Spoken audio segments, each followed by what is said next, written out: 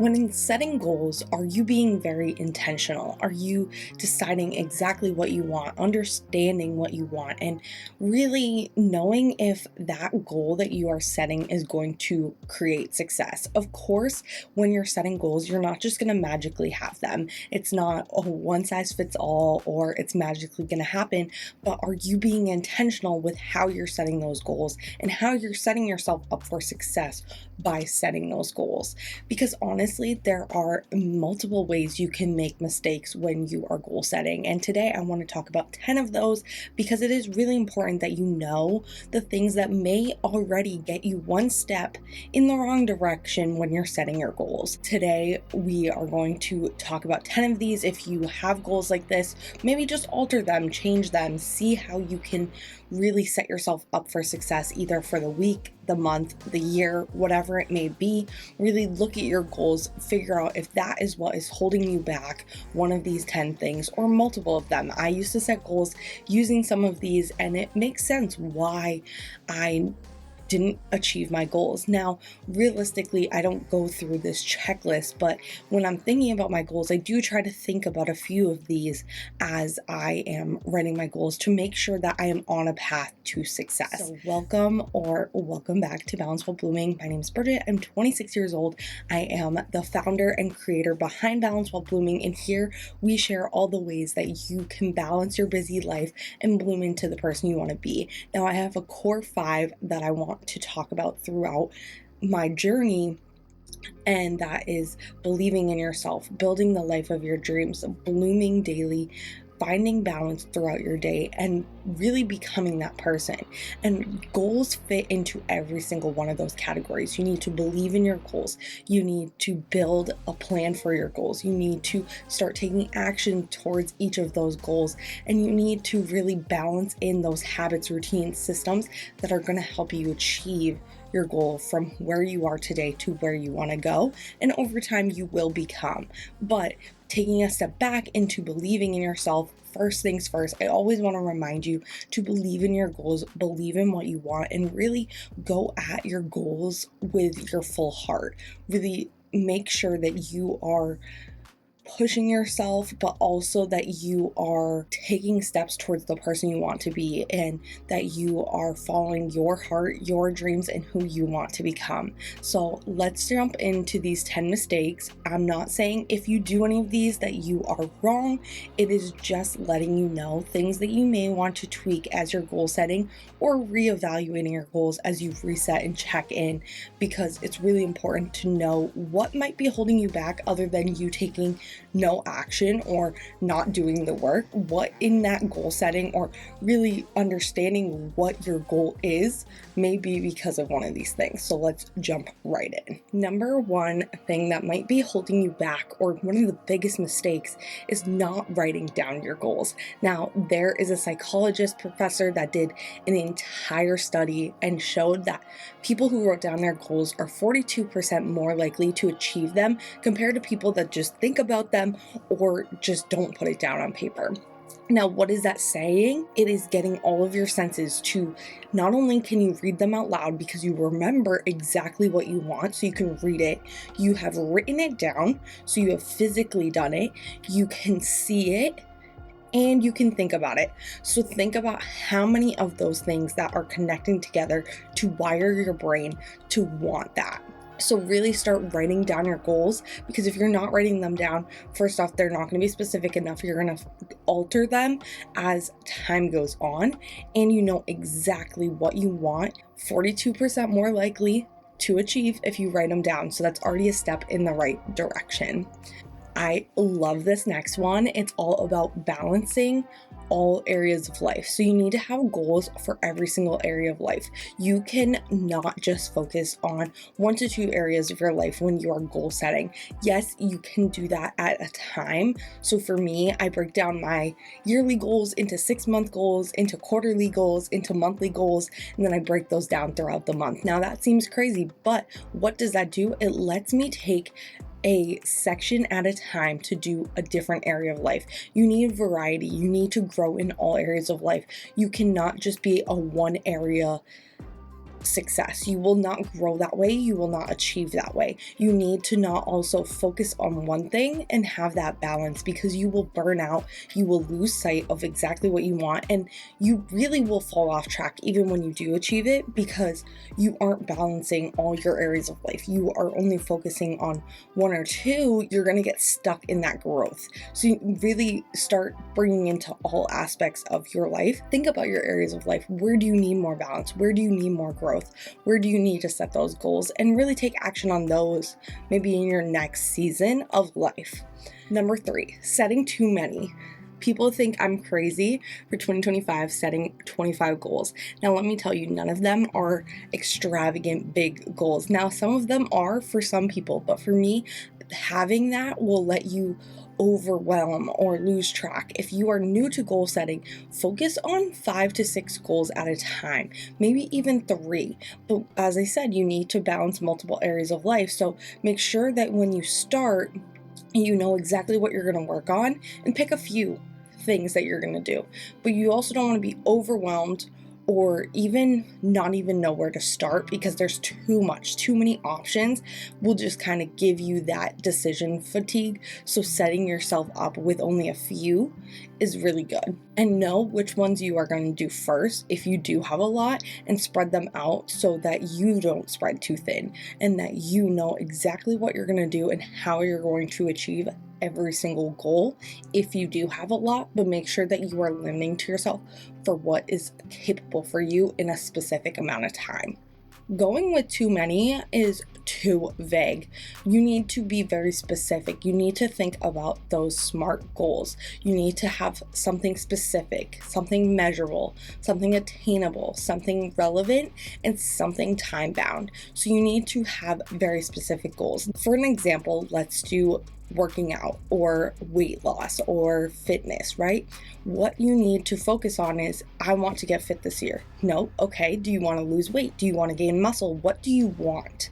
Get very specific. I want to lose weight this year. Okay, I want to lose weight in this area this year, or I want to lose X amount of pounds this year by doing blank.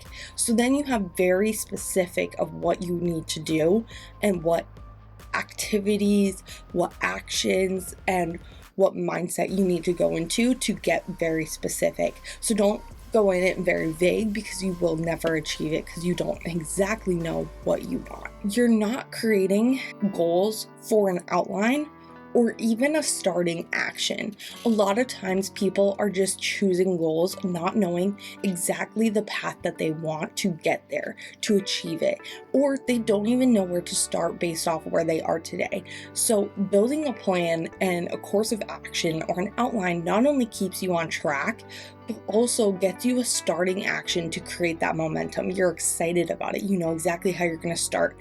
And this plan will keep you on track to track yourself, to understand. And really, messy action is better than no action. So just trying to figure it out is not enough. You need to really know what that starting plan is and start that momentum, because motivation is only going to get you so far. So having that plan for the next steps is what's going to keep you on track. As much as we just talked about motivation, you need to have a why. Your motivation is going to fall off. Yes, you need to build discipline towards your goals, but what is causing that discipline is your why. Having a reason behind every single goal, understanding why it's important to you, why you want to achieve it, and how it will affect you once you succeed is so important, because once the motivation goes away, the discipline of exactly why you want it is going to push you forward. So many people make goals where they know that they want it, but they don't know why.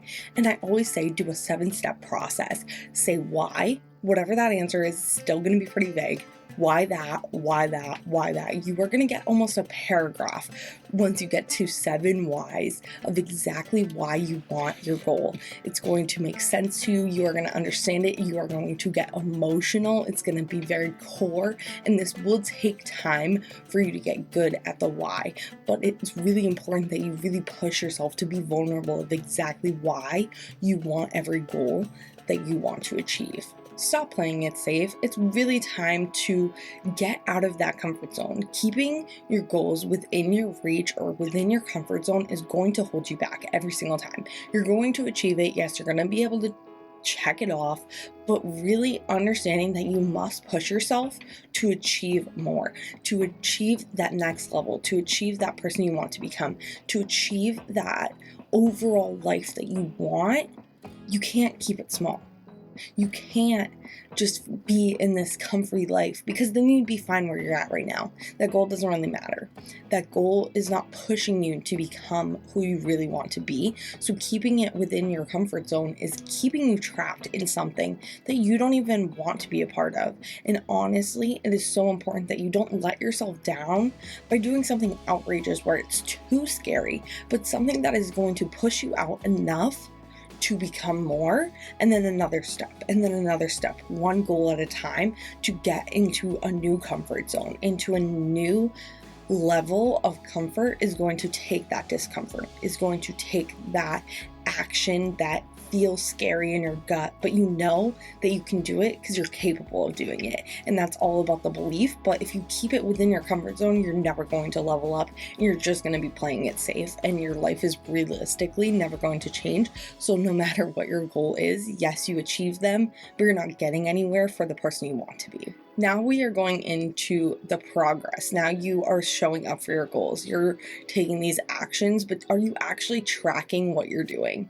So you might have your goal. You may even know the actions you need to take, but are you tracking the progress and the work that you're doing? Make sure that you, with your more specific goal, have stuff to measure, even if it's just a timeline, even if it's something every 2 weeks, 3 weeks. It doesn't need to be daily, but you need to be able to show progress of you succeeding or struggling and what needs to change, because it's a time for you to adjust, celebrate, reevaluate, and really just enjoy the process of what you've already accomplished.